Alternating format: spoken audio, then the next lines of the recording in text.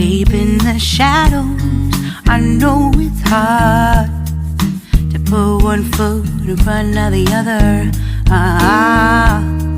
So far as the echo, where do we start?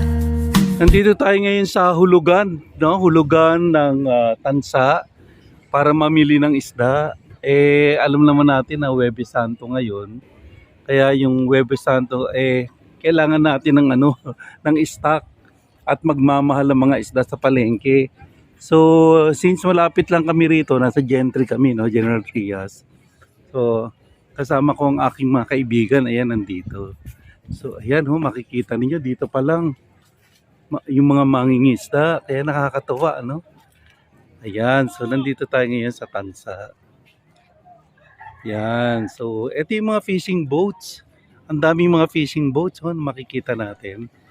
So I think by the hundreds, so ang dami. Ayan, ayun.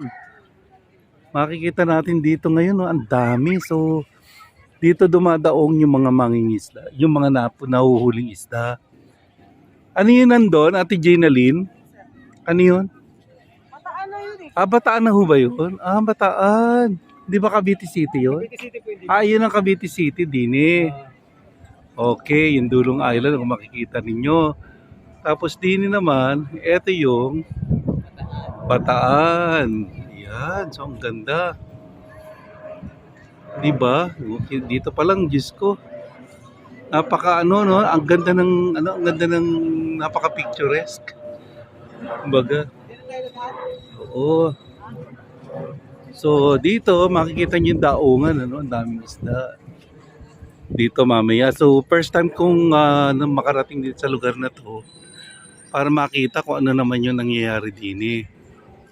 So there. So bukod dyan sa mga mangingisda, meron ding ayan yung mga naliligo.